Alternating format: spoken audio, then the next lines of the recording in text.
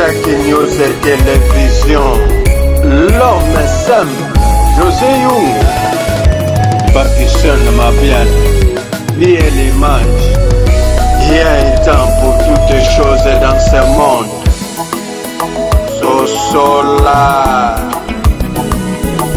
Sosolam, yeah yeah yeah, Sosolam,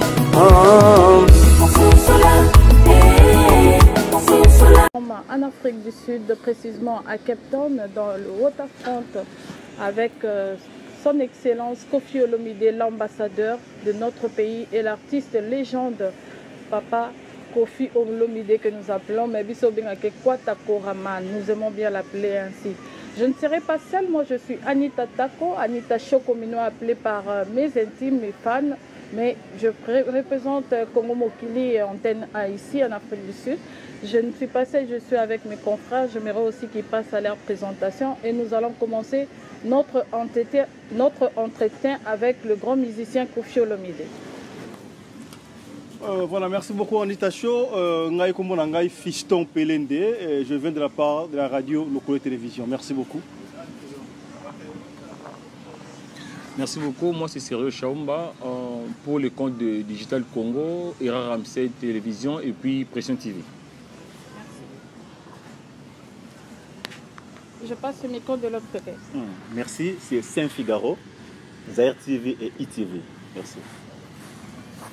Merci, c'est Glody Kitenge, JFD Namwan TV. Merci, c'est Nova la Burundaise, Naza TikTokeuse, puis Naza YouTubeuse. Voilà, chers téléspectateurs, comme on vous a dit, nous sommes en face de son Excellence Koffi Olomide, qui est notre artiste légende. Il est là en Afrique du Sud, vous savez tous, vous avez vu de publicité. Pour quelle raison? Koffi est ici pour livrer un grand concert qui a manqué pendant tant d'années. Il est là en face du média de l'Afrique du Sud. Bonjour, son Excellence. Bonjour à tous. Vous allez bien? Oui, très bien. Nous allons commencer avec notre invité du jour. Papa, on voulait d'abord commencer à savoir, ça fait longtemps qu'on a tant entendu ici en Afrique du Sud, ça a raté plusieurs fois votre arrivée. Et aujourd'hui, Koffi Olomide est bel et bien en Afrique du Sud. Qu'est-ce que vous pouvez donner d'abord, premièrement, comme message à toutes les personnes qui attendent le concert demain, qui vous ont vu dans les images partout en Afrique du Sud? Il y a d'autres personnes qui quittent Mozambique, des pays juste à côté pour venir au concert. Un message particulier à eux qui vous suivent. Ça me manquait d'être ici. J'ai voulu depuis longtemps venir avec mon orchestre ici. Et j'ai rencontré divers pots de bananes. Des blocages dans tous les sens. Et là, on a vérifié, il n'y avait plus rien. Donc, je remercie toutes les personnes qui se sont déplacées. Et demain, on va faire un concert avec amour, avec chaleur. J'ai vraiment envie de donner du plaisir à toutes ces personnes qui ont fait le déplacement. Il y a beaucoup de gens qui pensent, chaque fois que vous chantez, ce sont les anciens succès qu'ils aiment écouter. Avec le nouveau album que vous venez de faire sortir, pensez-vous que vous allez offrir tous les albums de Koffi Olomide pendant tous ces temps de son absence en Afrique du Sud? Vous serez en mesure de livrer ça à un seul concert? Non, c'est impossible de chanter les 800 ou 700 chansons que j'ai. C'est impossible. Des préférés, je ne sais pas qu'est-ce qui est préféré, qu'est-ce qui n'est pas préféré. Moi, ce sont mes chansons. Ce sont mes enfants. Donc je les aime tous, toutes. Donc un concert normal de 2-3 heures, c'est 10 à 15 chansons. Moi j'ai 700 chansons. Donc on va faire un peu au hasard, hein, on va choisir un peu au hasard, mais on a déjà un répertoire prévu. Donc voilà. Bon, maintenant, l'affaire là des anciennes chansons, ça commence quand les nouvelles chansons? À partir de quelles chansons ça commence les nouvelles? Et les anciennes, ça s'arrête à quelle chanson? J'aimerais expliquer cette partie parce que lorsqu'on parle de Koffi Olomide, vous avez 45 ans aujourd'hui, que vous allez célébrer, je crois, dans peu de temps, de l'expérience que Koffi Olomide a. Si nous parlons des anciens succès, par exemple, si nous prenons par exemple 2000, nous sommes en 2023, on peut parler de 2008 until now, donc 2008 jusque maintenant 2023, ce sont des chansons qui sont très récentes. Mais si nous regardons, nous rentrons en arrière, nous allons remarquer que partout là où nous passons dans des bars des Congolais, les anciens succès jouent toujours. Donc, Écotité, ça c'est une nouvelle ou une ancienne chanson? Non, c'est une nouvelle, parce que la dernière fois que vous étiez ici, c'était ça qu'on était en train de... Donc on peut jouer les nouvelles aussi. Voilà. Ah, donc on va jouer toutes les chansons. Surtout Écotité. Merci beaucoup. Les étrangers, merci beaucoup. Merci beaucoup. Merci. Mon père m'a condimbote na yo. Lisusu ngai Fiston Pelende na yena konti ya radio Lokole télévision. Na yena tuna motuna boye ya solo na ba fiche etamboli partout na Mozambique, Namibie, sikamo so ba koya concert wana. Na fiche ba komaki Koffi Olomide featuring na honorable Cindy Le Cœur. Na répétition tout le monde Cindy Azalité. Vous nous confirmez qu'elle va être là na show ya lobby to il y a un peu de complication. Suspense des artistes yo. Suspense des artistes go le mususu. Na vola buto ko pe ozalaye. Moi ina expliquer ba détail nyoso exact. Voilà, merci. Koffi Olomide, ambassadeur culturel na biso na Congo. Beaucoup de respect pour ça. Projet na yo ezanini pour la culture mboka na biso étant ambassadeur culturel. Mbala nazaki nommé par Mokonzi mboka. Donc ali lokola mwana mutinda na ye. Ambassadeur yi muto batinda ka ye kenda ko sala bo. Dernièrement na kendaki pour na mambo ba ya bikeko, ba instrument traditionnel ya ba musique ya Congo. Batinda kotinda. Donc ngam la décidé d'atinali ambassadeur. Ambassadeur c'est un représentant. Merci. C'est Sergio Chaumba pour le compte de Digital Congo, ERA Ramsey Télévision et puis Pression Télévision. Tout d'abord, au nom de journalistes de Cape Town, nous tenons à vous remercier d'avoir honoré la population de South Africa après avoir plusieurs appels manqués. Ma première question est celle-ci. Les grands Mopao, malgré les jours passent vite, notre légende ne vieillit pas, mais il se régénère toujours. Qu'est-ce que le grand Mopao, après sa retraite, il prépare déjà Cindy Le Cœur comme la nouvelle boss du quartier latin international, parce que nous avons aussi constaté dans l'affiche, comme l'a dit mon confrère ici, on a vu que Koffi Olomide featuring Cindy Le Cœur. Parlons du présent. Dieu seul sait de quoi l'avenir est fait. Mopao, Alingi, vraiment, Lelo, la guichet, la biste. Bonjour, Koffi Olomide. C'est Glody qui est apôtre qui est JFD Namban TV. C'est apôtre qui est apôtre qui est Glody. Qu'est-ce que vous avez Koffi Olomide? Tout le monde album a sécurité sur ma légende. Tu as une différence entre l'album ya kala na oya légende et bimi pe sikoyo. Pende to yeba lisusu komba légende wana ya album ochaki e utaki wapi na ideni. Différence, so yoki après yoki noblesse oblige, après yoki l'orfèvre, après yoki attentat, yomo tout ça la différence, yomo ngana ça la différence de ni. Les autres tout la maman mongo mais au botement no mongo Gilbert, le lo botement na o Edouard différence ni en a sens. Les albums mutra muta apprécier na ndenge na ye. Na ko ça la 20 fois quand même album té, quand même nzembo té. Après yoka mutolo balanga no monotonie et loka sikezate yoka. O iza oyo on appelle ça wana. Donc na koko maman moko ta ko ata bota bana mbali 5 a banga robota poka bota bana mbali msute a robota kaka so pas boti 6e maintenant premier temps. Bato bat pesa nga comme légende. Partout na balok en Afrique mobimba, so na komigati lelo ba na ba partout ba benga legend. Les gens partout bien aller n'imiter sur bi même tabanda on ça les gens on est bon et pourquoi on est pas les gens tiens comme les gens. Bonjour monsieur Koffi Olomide mon pao Mokonzi légende Baba Taïfa la remercie dans nos présence en Afrique du Sud na Cape Town la remercie lisusu kaya musha passeport biométrique pour ya boye batu bazela ki ango batan ebele ezalaki batu ebele bazon dimate. Question nanga ezaboy, légende Koffi Olomide, oza icône ya musique congolaise na monde entier. Pour partout batu baebi ona banamike.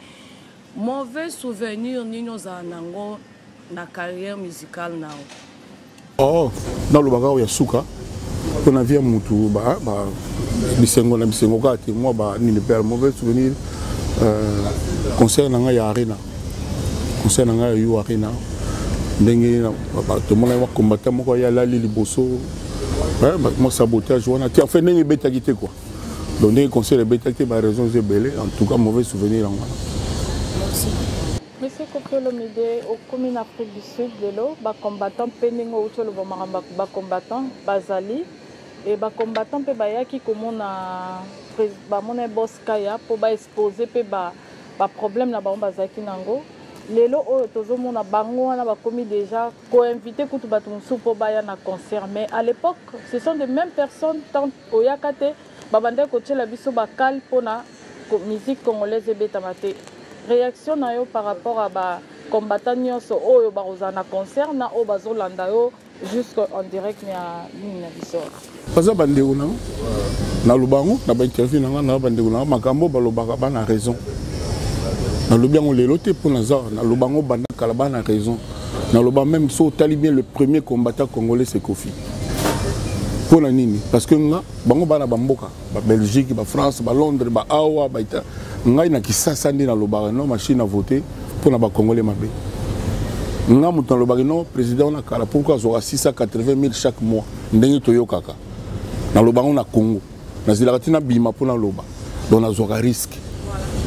Donc, nous avons combattant mais battant. Je suis un battant. Nous avons un discours, nous avons un sang original. Sang original. La PC Mbote. Boyoka makambo nga lobaka. Donc, pinga lobate na to sala nzemba IGF. Na to soboka kiango yo ba mbongo mboka. On a souza combattre zani. Ngana victime ya mutema mabe. Ya ba congolais belé. Nyo sauté mais belé. La victime, il y a jalousie, c'est-à-dire, dans la salle, il y a la bimi, c'est pas que sorte tout dans Moutuni, ouais, au fouli Batouni. Orchestre, c'est Nino, Bafoula, Moutounet, Kofi. Oui, Baton, on a foulé. On a bénéficié de l'année. Vous savez qui sont pas mais c'est Glody. Et ça fait réponse. Oui, Bangote, au moins, Bangote. Boulé, qui est un musicien, Oyo, Balobagi, que Bayebanate, Nenyo Lobby, les Lobazo, Yamabango partout, comme si on va roi. Kapo Balongo et pas à Kofi. Basila Rasiko, Bayamba Sindi. Mais bon, il a moins de temps. Ok. Est-ce que vous avez fierté à Mboka la Bisso parce que par. Nous avons fierté en Afrique. L'Afrique, il y a Mboka la Bisso dans le Congo et puis Tokolo Bayamont. Oyebi Kouloutou Mongo Alpha Blondie. Oyebi. Voilà. Azapena icône en Afrique. Voilà. Alobi Nanga Maloba Mongo, Mayemi Tangaïna. Biso Toyi, tu vas admirer, tu vas le monde là, TV Mindele. Suite, Fanta Diallo, tweet, Abenga Binanga, fanatique no logo langa sate. Oza icône ya mboka oyo, maloba oyo yusundura yebsanga. À peu près oyo Taboulay aloba nanga avant Koufa. Papa Taboulay, père son âme. Abinanga vraiment il faut que ça pose na ye Alpha Blondie. Photo yemba na ye avant nini to nini. Donc nasina yembi nasina zongiseli atindelenga nzembo nasina yembi reggae na koti pe siko na reggae o ka yembi ba biberon siko na koti pe sur reggae ya Alpha Blondie ça dit on est ba moment oyo na carrière na ngai artiste eza ba moment mo minene parce que moni len moko na mboka na ba mono ka bongo moni voisin na o moni ka nengwana yalo ka mutu mususu ala nda kunena mwasi ne mais amona mwasi ne ka bongo mwasi pa amona mobali ne ka bongo mais bato pembeni ba olula mwasi ba basi pembeni ba olula mobali vina mso na Congo ya bongo Congo la ningira pasi aninga mabe mingi ya Kofi to basangela mutu mais Kofi binomo bo mona kaka mais Kofi ngotala to beta lobby mama to beta lobby mama la ya Johannesburg mboka oyo na aéroport na ba mindele ba owelela bakanga photo na ebite réaction mais ça la kionde nyomo na mama mukolo azobenga mobali na ye po ya mona Kofi Olomide une blanche maman wana écoute logo te bon na 4 avion voilà bon avant la mat avion bon na 4 avion au moins la pena que hôtel ça est the pilot want to greet you are you ready to donc pilote alinga ya kopesa nga mbote oh ça dit biloko na connaissa yango Depuis. Donc, un jour, makambo yo utoloba, ba comprendre yo. Et ba comme belé yo yeba yango pour la Kofi. Et c'est belé yo kango yeba yango pour la Kofi. Na bo ça la liste. Mais tala siko batongo. Question mususu.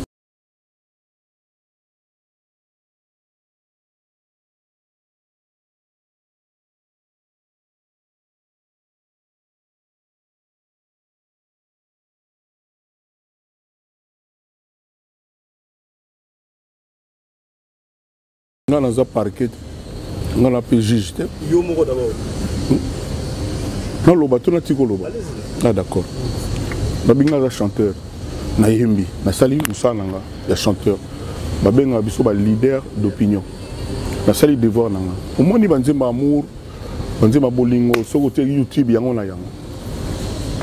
Mais so tangi ba artiste bazo beta lelo. O ba kota na mboka. Lelo, na te ba ve franco te, ba ve taboulé te, to goza 3-4 te. Mingi basala ngo ya osangana. O ba association ba mise basala, ba minga na sala ngamo, o binze mo affaire d'état. Na Congo e ala mutu, toujours liboso e congolais ameati. Wana Kofi Olomide, ngamo ko ba futinga un likuta te. Nze musu na to sala elelo. Dans tous les as que pour tous on a or, diamant, cuivre, tout ça, on a pas congolais pas oliaté, pas salaire, ça c'est moi Kofi Olomide. IGF, on a mon Kofi Olomide. Qui patriotisme, on a besoin de la caméra pour la Oloba. Et ni Koloba, on a jugé, on a yemba kinzembo, ba konzi, ba yokaki. Le reste, ça bango. On a commandé bango ndeni. Mais moi personnellement, on a la confiance, ma casse, c'est chef d'État toujours na yelelo. On a bien brouillé, à son amour ya mboka, à son amour ya ba congolais. Na le souvent, peut-être les entourages na yene muto sala ki makamulaye, wazana ona mutu na posa, ils ont ma retard. Peut-être. Le déplorera que entourage na ezaka biso na biso ngala ngaka na souhaitaka ki na autour na ye, à côté ça peut ba expert, ba conseiller, ba uta ba Chine, ba Canada, ba japonais ala nango. On a le président Mboka Mozo qui était moi, Mindele, Métis, Banika. Et ça, quand il faut que les Congolais. Le système, il faut réfléchir bien. Il faut tous en abattre, Yebi, Moussala. Bazala, quand il faut que pire, Mukonzi. On a eu boulou nanga. Na Kina Nangola, na Mona Yango. Afrique du Sud, na Mboka, na Bina Yomo Yebi. Et ça, quand il soit disant, il Mboka, tout américain, awa. Et pas on dirait qu'il faut que les Congolais, même à toi, c'est ça, pour la donc pour le reste, ce n'est pas mon affaire, c'est l'affaire, il y a Bakondi Mboka. Très bien. Au pire, Nzembo Kitoko, featuring Yonande Konayo, Wazeko. Au tali Wazeko, l'interview, à ce pelipo, à lobby, à regretter tant de sous l'exact qui n'a pas conflit ou en a. Naïbisaki, Monio Félix, ou l'excellence autant trop. Un garçon intelligent. C'est-à-dire que les musiciens Maïel et Bali, Yali. Et puis franc. C'est-à-dire que c'est pas une hypocrite. Au moment où on a il sentir les rois. Mais il y a une erreur. Quelle que soit la longueur de la nuit, le soleil finit par apparaître. Aïe, vous comprenez? Tout le temps, à jour, je suis en émission vendue qui n'a pas de parce que je suis en train de faire amour et amour. Je suis pété plomb. Vous comprenez? Donc, hier, je suis en train de et on a admiré. Je suis étape à Liboso, au pur. Je salue pays au pur Taylor Lubanga. Dommage pour la concert le 12 août, le stade a invité Kofi Fil tout base dans le stade pour nous soutenir. Nous avons Rosalate pour moi Nadège à Bruxelles le 12 août. Choix exact na sina yebisaki déjà. Moi na nga propre akobala Nadège Dubier akobala le 12 août. Mais na kosenga na Kofi Fil nyonso bazala na ye na concert wana. Donc on a PC Mbote place à Zali. Yo moyoki Félix, tant offert perdre le Son Excellence, nous vous disons merci. Le temps que vous avez passé avec nous, la presse congolaise de l'Afrique du Sud et la considération. Isaac News et Télévision, l'homme simple, José Young, Pakistan Mabian, lié l'image. Il y a un temps pour toutes les choses dans ce monde.